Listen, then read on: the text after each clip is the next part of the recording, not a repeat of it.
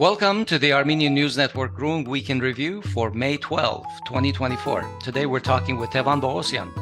Welcome to the show, Tevan. Ողջույն Tevan. Thank you for the invitation, guys. Thank you for having me one more time. Of course, as always.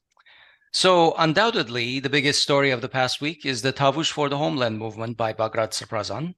He is the primate of the Tavush diocese and started the protests against the government's unilateral concessions of Tavush villages to Azerbaijan.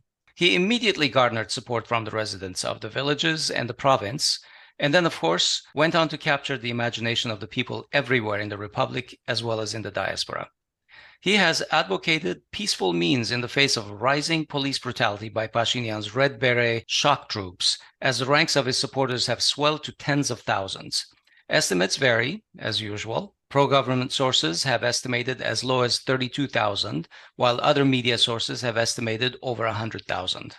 Why has Bagrat Srbazan been so successful when the opposition has failed to do anything over the past 4 years? Because I think Bagrat Srbazan, first of all, has been always serving to his community, has been always loved by any person with whom has been interacting, working, and it's not only in the Tavush, but also in Artsakh and all over Armenia. When people saying about Bagrat Srbazan, let me remind to many people in Armenia that person has been always with the people in the cause or in the fight or in the struggle for their rights. Electric Yerevan, remind you, who has been standing between police forces and people, has been raising issues. Bagrat Srbazan, together with some group of the deputies, one of I have been, and another one was at that time Nikol Pashinyan, and many others, and there are photos. Besides of that, 2018, again, Bagrat Srbazan is always there for not allowing that Armenians will be beaten, punished, or do something like this. And people in reality who honestly look into this, I'm not talking about today's ruling government's manipulations on putting a blackmail on Bagrat Srbazan line. Anyone who has interacted the programs in Tavush, in Artsakh, in all the places, Bagrat Srbazan has been always in love, and Bagrat Srbazan has really serving to community with the whole heart and whole devotion, and puts all his prayers and speaks, has been always touching to the people's real belief, values, and has been very much taking care.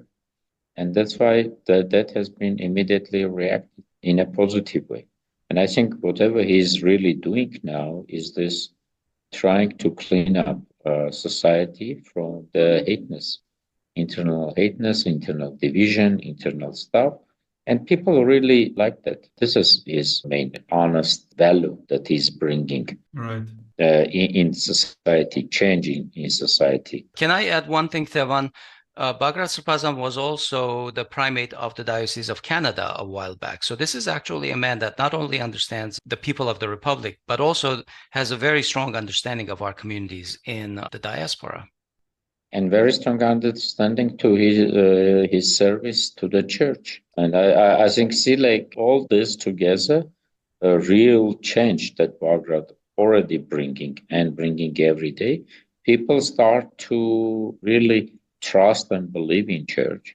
Even it has been always much higher than to any political institution in Armenia.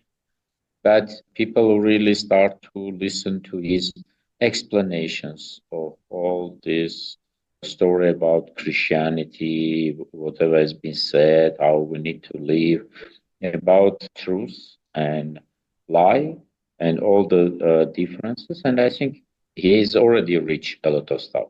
And in reality, let me go ahead and say that when people here in Armenia asking about all this movement, one thing now they think, oh, this is a political kind of a struggle.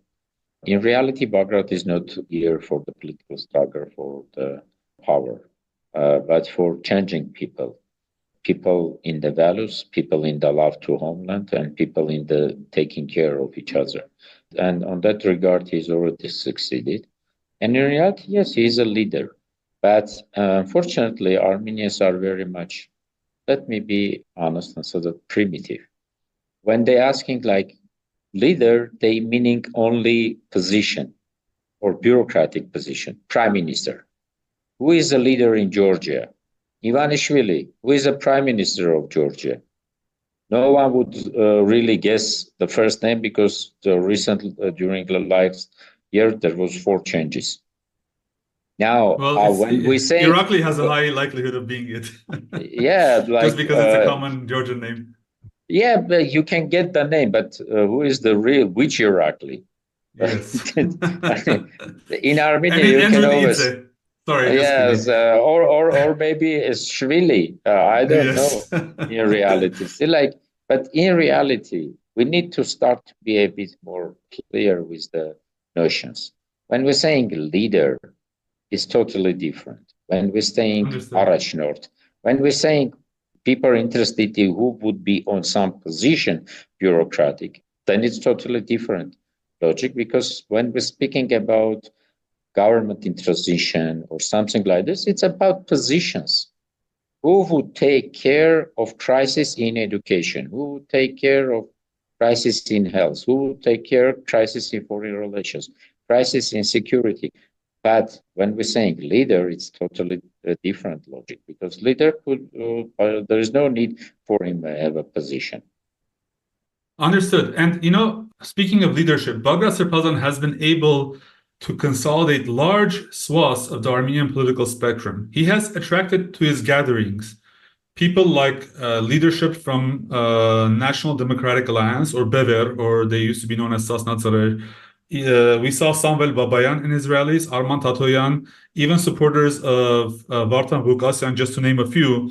I mean, if you asked me a year ago whether someone in Armenia could gather so many different types of people around him, I would say that this is, you're crazy. His supporters also include the ARF, both the Armenian Catholic Hostesses, and, of course, diaspora organizations. And not to mention the parliamentary alliances such as Hayastan and Batibune. I don't mean this to be a rhetorical question, but what has brought such a fragmented opposition spectrum together? I mean, could this be indicative that the entire Armenian society, with the exception of, for instance, the regime that currently rules Armenia, civil contract, is basically against the policies of the government? Is there any other reason other than... So like, if you're asking me on approaching from the data, yes, the whole psychological statistical data that has been gathered shows that about 80% of Armenian population, or more than 80% of the Armenian population, are not supporting today's ruling government policy. They are not in a trust and not in belief. Sometimes Armenians trying to believe in something which is not real. No one has been believing that we will lose Karabakh. They have been saying, okay, Azerbaijan will take some territories, but remaining would remain. And that's why they've been so much on careful. The Artsakh, when people has been saying about Armenia, they're saying, in Yerevan, it's so far. Taush. Yeah, maybe there will be some shooting or something else, but who would touch the Armenia? Now they see that they can come, and Republic of Armenia provided official documents on ownership of land or using of land with the cadastre. And now it's coming and saying that, it's a fake documentation. We need to give it to Azerbaijan. I think the most funny that Aliyev said that, see how without any shoot of any bullet, I got the 4 villages. I took the 4 villages. He said took. Yes. And taken or returning back is totally different stories. That's why I think from day to day, Armenians in Armenia starting also feeling or understanding or touching that realities could change, and one day they can lose everything. It's not yet felt very well in Yerevan, but I think in region they're starting to feel it much better. But again, we are always depending on still psychological two issues.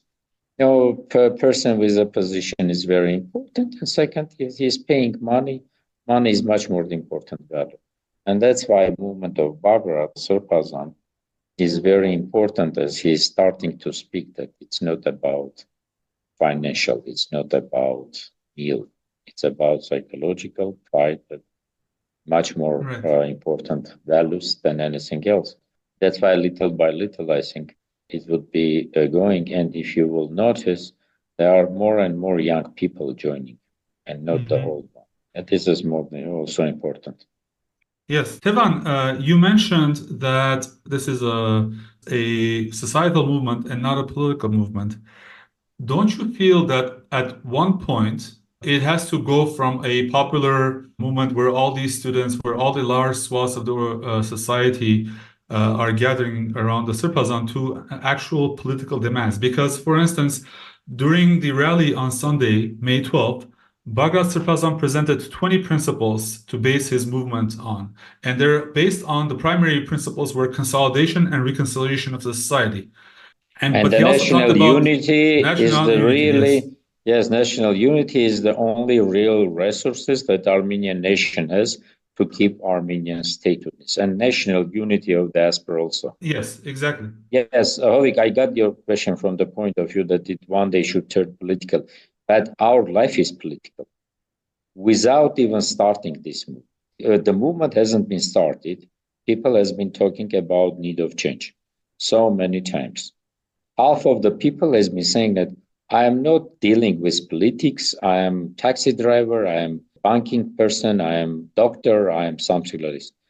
In reality, this is even more political because when you're saying that I am not dealing with politics, it means I am for status quo. Keeping status quo is also political. That's why everything is political.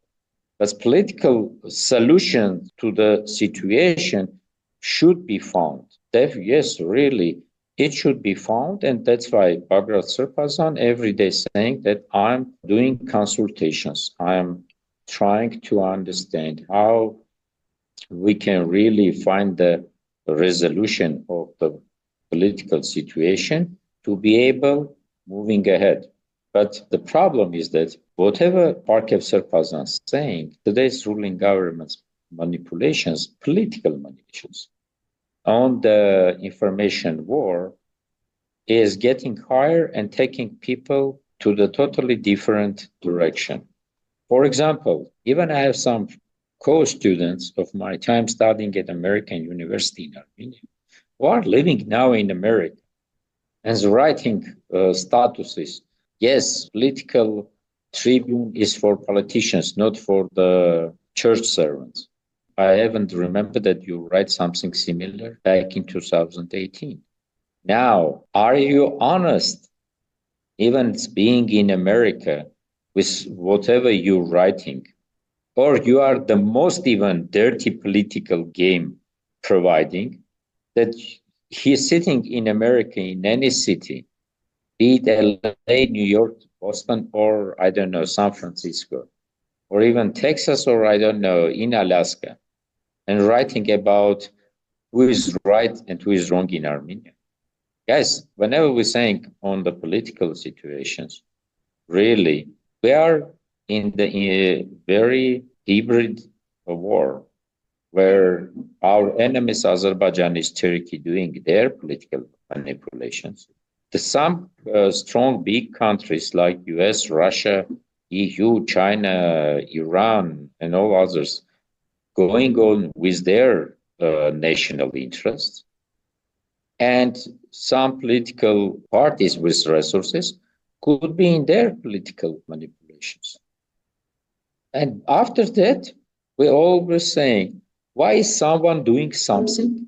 The most important question, someone is doing something and we considering that we need to sit down and criticize.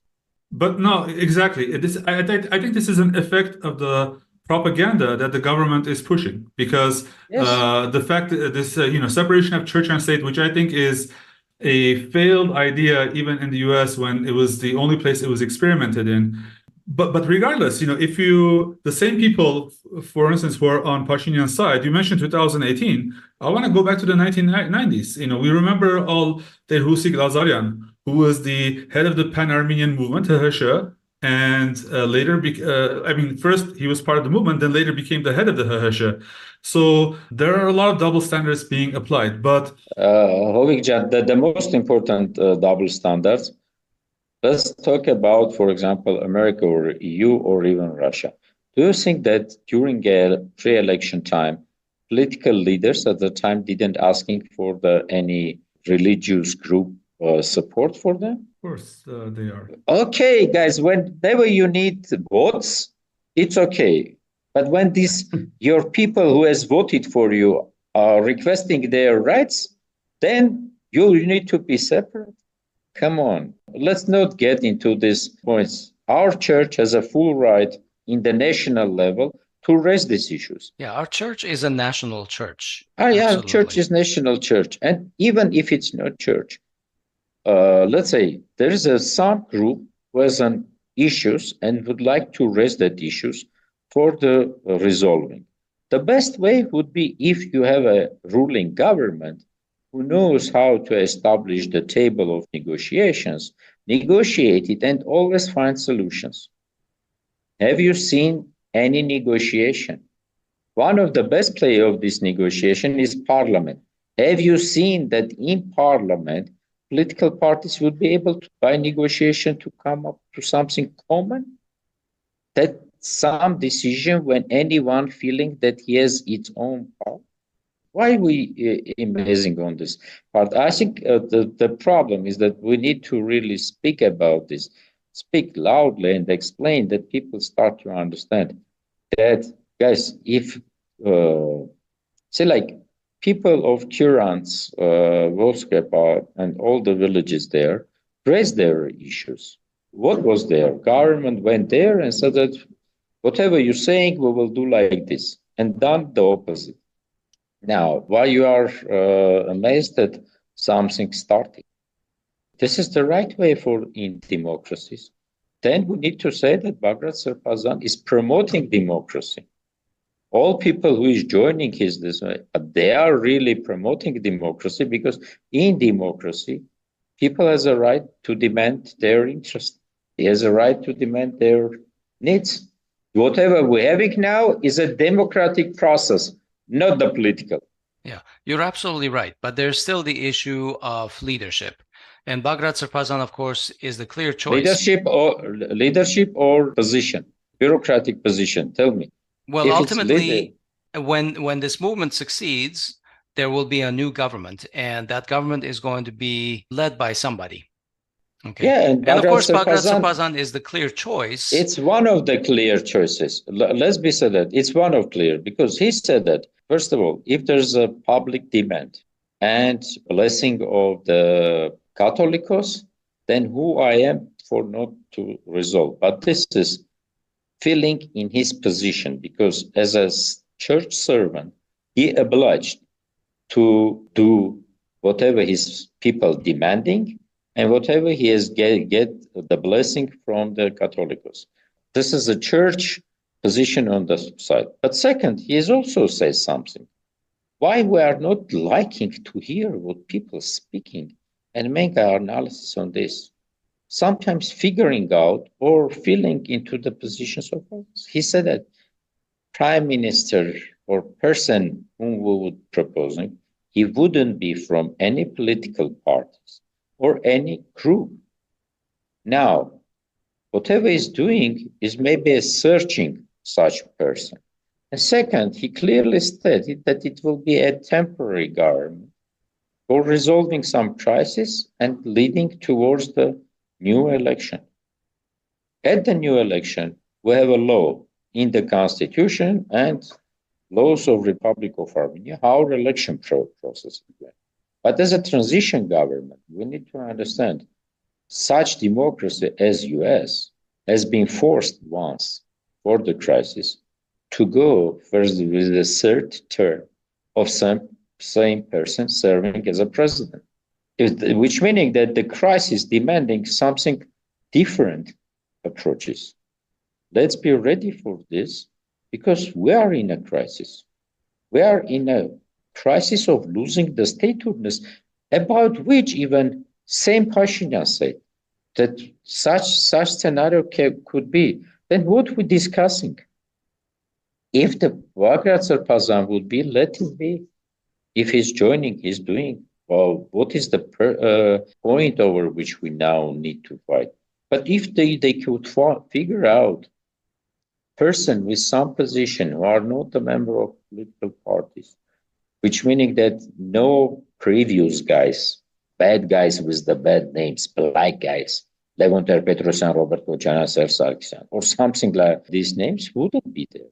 So Tevan, when we talk about Bagrat Srbazan maybe not qualifying as a leader because of constitutional issues where he has dual citizenship and things like that, do you think technical discussions such as that are obsolete in the face of popular demand for this leader?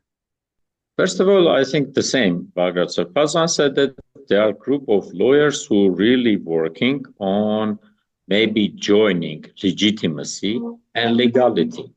Because legitimacy is totally different issue. Again, as I said, that in the crisis, Roosevelt has been very legitimate. Even legally, he wasn't being a right to go for the third term. But between legitimacy and legality, how it could be resolved? And who said that we didn't have such cases? We have the aspirant guys who has been serving as a top ministers or being member of the parliaments. Well, apparently also it didn't matter for the previous president because he was a citizen of St. Kitts and Nevis, but so that it didn't matter in his case when he was a dual citizen. Hovik, if you really go with many people in Armenian establishment during the 30 years, I don't know how many cases would be opened up with the dual citizenship over positions on which the legally has been written, it should be only right. Being head of the chief of staff, minister of defense, or I don't know, someone of that. I don't need to get into the past. The problem is that, yes, we need to resolve situation for future. And if it's legitimacy and legality could be joining, then let's stop this discussion to the point understanding, guys, let's overcome the crisis. I agree. And then we will go with the purely legal solutions. But just to, because we're discussing things that are very complex, for our listeners, I want to mention that there are two aspects to this. One is currently Bagrat Srbazan is dual citizen, but he has said that he's willing to give up his Canadian citizenship, and that citizenship was only used for him to serve his parish in Canada. And he is grateful for the Canadian government's moves in that direction, but he's willing to give that up. The only issue of contention that I think legal experts are discussing is the point in the Constitution, which is Article 48.2. So you can look it up yourself, which says that a candidate for a member of parliament must be exclusively a citizen of Armenia. So that is the thing that we were discussing with Tevan in the background. Tevan, if you have anything to add, I just wanted to be more precise for our listeners because... Yeah, only one thing that should be added. There are some guys who maybe legally are qualifying to member of the parliament. Today's ruling guys. And there are some people who maybe now starting from 1991 moved from diaspora, serving to Armenia, taking serving in an army, participating in wars, and something like this. But because of dual citizenship, they are not as a right. Yeah, and in the end, as Bagrat Srbazan, I think, said that a constitution, Armenia does not exist because of the constitution. The constitution exists because of Armenian nation. And we have many cases. Remember about Rafi Hovhannisyan. Could now someone say that Rafi Hovhannisyan is a better Armenian than anyone who is serving today as in a ruling party in the parliament? But once he has a problem with even becoming a candidate for the president, because they starting to collect the data, so many days, so many trips, so many stuff. We need to be serious. Even in past, we has possibilities to do like this. Yes, we are Yes. now in a crisis where each Armenian, 10 million Armenians needed join their all efforts to be able to overcome the crisis of Armenian statehood. Do we have a right to lose any of them? I think that could be the point over which there would be a proposition, that they would be with the propositions or with the situation. And I think later on discussions could go. But now we're sitting and guessing and guessing and guessing instead of proposing. The problems of today's Armenian discussions on expert side is that there is no propositions, there is only guesses. Hovik, let's just take a moment here for a pledge break and remind everybody that they can help us by giving to Groong by going to podcasts.groong.org/donate. Hovik, why do you think that people should give to us? How will it help us? Well, in reality, as I said, all donations go to improving our reach. Basically, more people will listen to us. If you like the topics that we're talking about, if you like the ideas that we're exposing, if you like the way that we're doing this, I personally feel and work very hard to make sure that we present opinions that are not founded by foreign interests. I mean, I know it's easy to talk about, but you have our entire history of the last 3 years to explore.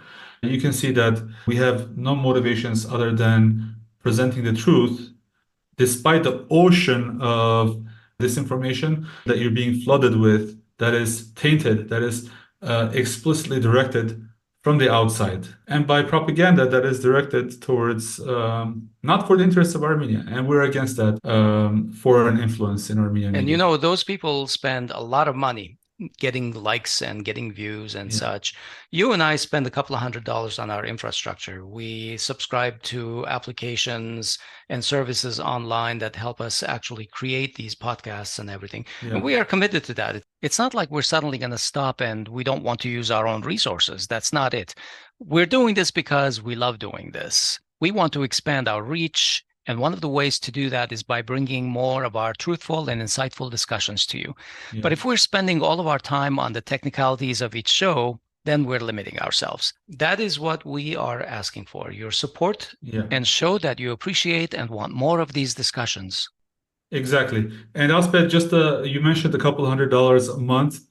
So, people may think that that's a lot, but between the image editing application, between the sound editing, between the time that we spend, whereas we could probably get another application to reduce the time that we spend manually on editing, it all adds up. And in reality, we need as much support as possible. As we said, our guarantee is that every penny that you provide will go directly towards improving our reach, getting more people to listen to our message, and increasing the amount of content that you listen to, that you consume. Go to podcasts.groong.org/donate and become one of our supporters with a monthly donation.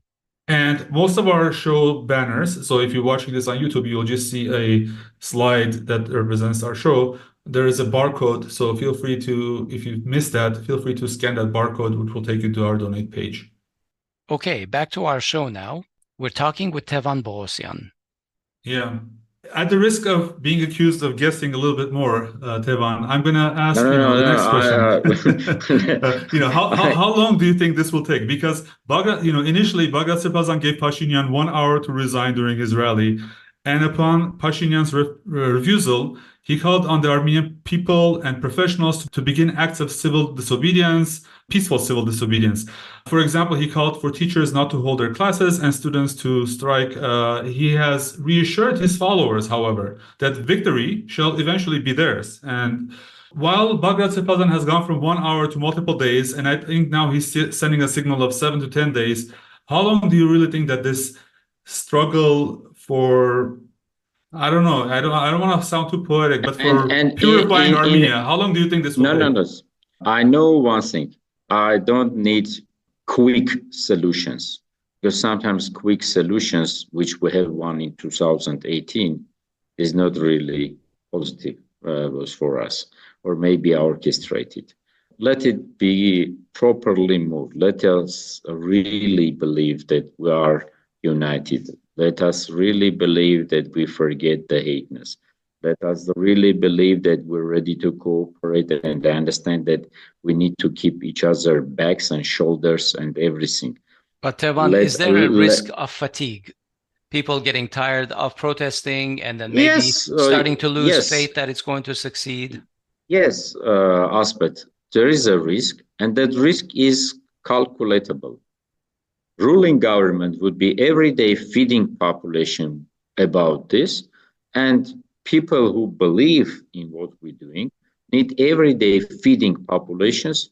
That fatigue is really not good, and I think anything is a risk. And who said that tomorrow wouldn't be changing in the region because of Israel-Iran fight? Right. Who I mean, said there's all kinds of risk. But yes, that's why I'm saying that. But I would really like that all changes which we can see now, even in Armenia already, which are starting to take place, that they are become ours. It's become our value. It's become something for what we would really like to consider my daily life. Because if tomorrow we would have, let's say, very quick solution, 1 week, this guy is gone, transitional government there, doesn't mean who is there. 1 month, they do something and saying, let's go to election. We're electing, and again, we're doing some choices, something elected, but we're still hating each other. We're still not ready to work with each other. What would be the result of that? We will just come to the vicious circles of returning towards today's dividing society. That's why I think we need to really properly understand that quick solutions is not always right solutions. I understand. I think momentum is on the side of the protesters, but it's also interesting to know whose side is time on. If the government just stalls for time and delays things, who's the side that profits from that? Profits would come with the fight. I think Georgisyan, one of our national heroes, has decided there is a life when there is a struggle. I think we need to perfectly understand that if we give up, and this is an answer that each person, each resident, each citizen, each Armenian should ask only himself. I am ready for going for fight for these values or not. I'm ready for struggling for this, and I'm ready to continue my work. Then we definitely will succeed. And if they are more ready and not giving up, we will succeed much earlier. But if they'll be just, okay, we gather, nothing happened, let's go back home, we do nothing. Then who is winning? Ruling government, it's one issue. But the real winners are our enemy, Azerbaijan and Turkey. Now, what we're preferring, to give up again to Azeris and Turks before them giving up, or we're preferring much more to struggle for our grandkids and kids? Answer is really simple in one thing. If you're not giving up, the results would be coming. But if you're giving up, and this is you giving up, not Bagrat giving up, not people on the street giving up. It's you giving up who is not supporting wisdom. Tevan, it's a good thing you mentioned that, because there are signs that Turks and Azeris are concerned about Pashinyan's stability, domestic stability. Azerbaijani media even published reports about possible intervention in Armenia to support Pashinyan. Are there concerns about Turkish-Azeri military intervention to support him in case he starts failing? Asbed, I think if you will not remember, Hovik will remind. If Hovik not remember, you will remind. How many times together with you I've been saying always that Azerbaijan still will be having aggression and they'll still be having a war. Because Azerbaijan target is not about 4 villages. It's about Anklav, it's about Zangezur, it's about Sevan, it's about destroying Armenian statehood. Now, if I perfectly know that that risk is there and the scenarios would be this one, what are the difference? Is it today or tomorrow? The only difference is making how quick we would be understanding that we need to work every day hard to be ready for this. And the only resource, again, to stand against this is national unity. What is Bagrat doing? That's why, in reality, Bagrat Srbazan today are supporting increasement of Armenian security towards Azerbaijani-Turkey next aggression. Can I present the devil's argument? Because one of the main propaganda Go points ahead, always. is that if Bagrat Srbazan comes, then there will be war. The opposition wants war. With Nikol Pashinyan, we already have 4 aggressions. He is the number one who is generating aggressions towards Armenia than any previous president. Tevan Poghosyan has only one time generation, and during his times has been winning. During Koçarane, there wasn't been any cases. Only on in 2008, small something happened. During Sargsyan, it has been 2016. And after that, imagine how many of them has been. Now, based by thinking on facts or on predictions. When I already predicted that there'll be a war, doesn't matter, Nikol Pashinyan will remain or Bagrat Srbazan will come. But with the Bagrat, he is supporting increased security because he is talking about national unity. Now, what you preferring, to be ready for this aggression or no? It doesn't matter, Hovik, you would be, I will be, or Asbed would give up his American citizenship and come and become Armenian prime minister. Aliyev and Turkey would go on aggression with against Armenia. Yeah, and in fact, I feel that national unity is so important. In most military strategists, consider not just the amount of military hardware you have, not the size of your force, but the ability of the population to be unified in terms of in the face of external aggression, and how you can communicate with that population. And I think that this is a part that's being overlooked by many Pashinyan supporters who buy into that propaganda. And remember how many times I've been saying, but maybe my wording wasn't being correct. Bagrat wording is much correct. And that's why, listen what Srbazan is saying, but whatever he's saying, don't hear what you prefer. Just try to one more time go with his words.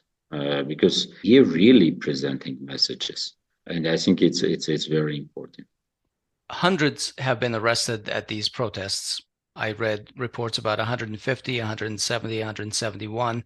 Some of them have been released. But if you are a listener of some of the government-controlled media, they have comprehensively blocked any news coverage of Bagrat Srbazan's movement from their channels. It's as if almost and not just government-controlled media, international media as well. Like they're reporting heavily on the protests in Georgia, where I think less than 50 people were arrested, like maybe even like in the low tens. So this brutal crackdown by Pashinyan is not being covered at all by international press either. Yeah, absolutely because this is the role. Armenia is not an interest for international. That's why I'm saying that, guys, the only one resource that we have, it's our national unity. But okay, you're arresting the young guys. Guys, be Nikol Pashinyan remaining, or some changes would come. There would be aggression. Now, who would go as a nation to fight? These young people who are ready to stand for their homeland, and you arresting them, considering that you providing what? If someone is violating something, you have a right to use it, but do it in a proper way, in a careful way, in the taking care, because tomorrow on the front line, you never know who would be standing near you, with whom you need to keep up your backs. Now, you would be turning out and shooting at each other because you already guns in your hand, or you will be shooting towards the enemies who is coming to us. We need to perfectly understand that whenever you're saying that we are in the age of losing statelessness, how much your society should be in a love with each other, in a peace with each other, to be able to stand the whole difficulties. Right. I don't remember the name of that famous person, but once I've put it this on my Facebook, I think June 2018. COVID time, where everyone has been saying Azerbaijan tomorrow could start something, and has been talking about the peace. Yeah, has been reading and found this words which has been interesting. If you have wishing to have a peace, you need to first establish peace within your own society to be able to push or use the power to make the peace with your neighbor. This is the only way. Until we will not come with the peace in our internal society, there wouldn't be a peace in the region. Tevan, during the past couple of weeks, Pashinyan visited Moscow and Mirzoyan went to Almaty, Kazakhstan. In Moscow, Pashinyan met with Putin, and in the following days, Russia stated that they would withdraw their troops from the Armenian-Azerbaijani border positions. In Almaty, Mirzoyan met with Bayramov, and no progress was reported. Reportedly, quote, differences remain, unquote. There were some signs of frustration from the West as well, as the process seems essentially stalled with, quote, progress, unquote, recorded only through unilateral concessions by Pashinyan. So are the talks stalled, as many believe? Yeah, definitely. And also, are the protests in Armenia having an effect on these talks? No, the changes in Armenia don't really, as you said, that it's interest of the others because they're considering that they need to keep Nikol Pashinyan. Now, whatever is agreed in Moscow, the best has been described by Aliyev. He said that the only way for Armenia to be in a peace, there shouldn't be forces of third country on the border between Armenia and Azerbaijan. Nikol Pashinyan done it. Aliyev said he done. That's all. Nothing else. Because I perfectly understand that many of these Russian forces in Sunni or all other places has been by the request of Nikol Pashinyan standing there. Now, you requested, you remove this request, but remove under the power of or pressure of Aliyev. And Aliyev has been said that he got whatever he wished.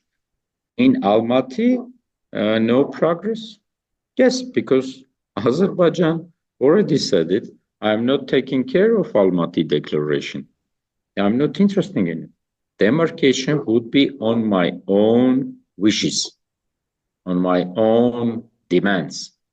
And that's why I'm not interested in Almaty progress. And Armenia side so many times said that Almaty declaration, Almaty declaration, Almaty declaration, they didn't getting it, anything. That's why no progress. There's nothing in the Almaty declarations about maps. It's not about maps or something like this. They are finding a clue that borders of 1991 would be your state borders, and they're hoping that it will be the issues. But can you find me another country of newly independent states or Almaty declaration countries who considering their borders on Almaty declaration? Only one country is ruling government, because majority of Armenians also not accepting it in the public. Only ruling government accepting that Almaty declaration is something important. And for foreign countries, France, US, or someone else, they are kind of welcoming this discussion, or even Russia said welcoming. But it's a natural issue that to say, oh, it's okay, let them get together, or we are welcoming, and what? They are not taking care of what's mean welcoming discussion. Welcome. The whole Minsk co-chairs talks has been welcoming, but when war started, none of the co-chairs make a strong decision that there was a agreed third point, non-use of force. Specifically such co-chairs like US or France.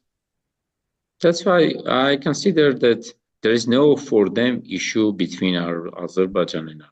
For the West and Russia, there is one issue. Second confrontational point wouldn't be open now. That's why for Russia, it would be much easy, guys. If you don't need this hill, I'm not caring. It's you and Azerbaijan decided which hill would be there, because from the Moscow positions, doesn't matter in Voskep are 1 kilometer here or the other kilometer there. The most important. For the US and France, the similar. Neither from Paris, nor from Washington, nor from Brussels, nor from Peking, neither from, I don't know, Brazil or Ottawa, no one would be caring where the border is passing here. They don't feeling it. Right. That's why for them, one village there, one village, so many churches destroyed or not destroyed. Yes, it doesn't care. Just most important that if by this confrontation we would be able to kick Russia out, perfect. If by this confrontation Russia would be able to keep its position here, good for Russia. That's all. The only nation that should be caring about this Armenians. And when Armenians raising that issue, ruling government is beating them, arresting or doing something. Yeah. All right. Let's wrap up our topics here and let's get to our personal thoughts. If there's something on your mind that you would like to share, Hovik, do you have something you'd like to share with our audience? Yeah, I was just thinking about some of the propaganda that is broadcast by Pashinyan supporters. And this is the most ridiculous one, I believe, because, they say that all those protesters should be immediately drafted and sent to the front to fight Azerbaijan. And I have news for you. I think that many of the protesters, all patriotic Armenians would be honored. It would be the greatest honor, including mine, to risk my life in support of the homeland. And I believe that when people think of this as a punishment, they're not looking at Armenia as their homeland. And I'm sorry to be divisive, but I think that this idea that, hey, you guys can do better, than thinking that for patriots, going to the front is a punishment for them. I fully agree with you, Hovik, that first of all, serving to your own homeland should be based on love and not feeling punishment. And when someone is saying that go and serve somewhere, he is not speaking about love. That's why it's not you divisive, it's them divisive. And whatever these people saying is like, let's serve and love our homeland together. But my main point would be about Artsakh. Guys, I think we perfectly need to understand that this movement is also about Artsakh. As Bagrat Srbazan said that from Voskepar to Artsakh, we need to remember this, because always keep in your mind the words of Monte Melkonian, who said that if we lose Artsakh, meaning really losing Artsakh, we will turn the last page of Armenian statehoodness. Now, physically, Artsakh is now occupied. But if it's in our mind, if it's in our heart, if it's in our soul, definitely one day it's not yet gone. It's not yet lost. And that's why we need to always talk about it. And today's movement, it's also about this national unity to secure Armenian statehoodness. Because if we will lose Artsakh, we will turn the last page. If we're talking about Armenia, but forgetting that Armenia in the world on this third appearance came based on the dream of our founders, or dream of people when founders described in the Declaration of Independence. This movement is about securing Declaration of Independence of Armenia, because that dream is presented there. And that's why let's not forget Artsakh. Let's always keep up with this. Let's fight for it. We perfectly need to understand that it will be a long road, but we need to go without really maybe rushing, but much more proper calculations, proper planning, and really doing action. Tevan, thank you for those thoughts. They ring very true to me because just a week ago, I was at a rally here in Glendale in support of Bagrat Srbazan and his movement, and our crowd was yelling, "Tavush is Armenia, Tavush is Armenia." And that sounded a little hollow to me because only months ago we were chanting, "Artsakh is Armenia," and look where we are right now. Without national unity, where will we be in a few months? Artsakh is Armenia as long as there are Armenians in the world. And like you said, it's one of the most important chapters in our history. Yeah. Well, thank you, everybody, Thank you. for your thoughts. Thank you, Tevan, for joining us. Thank you. And next year in Shushi. Thank you for invitation. That was our Week in Review show recorded on May 14, 2024. We've been talking with Tevan Poghosyan, who is the president of the International Center for Human Development. Mr. Poghosyan was an MP in the National Assembly between 2012 and 2017 from the Heritage Party. From 1997 to 1999, he served as the Nagorno-Karabakh Public Affairs Office Director in Washington, D.C. Please remember to support us. Go to our donate page, podcasts.groong.org/donate, and consider buying us a coffee, or better yet, become a sustaining member of Groong and give monthly. Thank you in advance. I'm Asbed Bedrossian. And this is Hovik Manucharyan. Please follow us on social media and follow us everywhere you get your Armenian news. The links are in the show notes. Thanks for listening. We'll talk to you soon.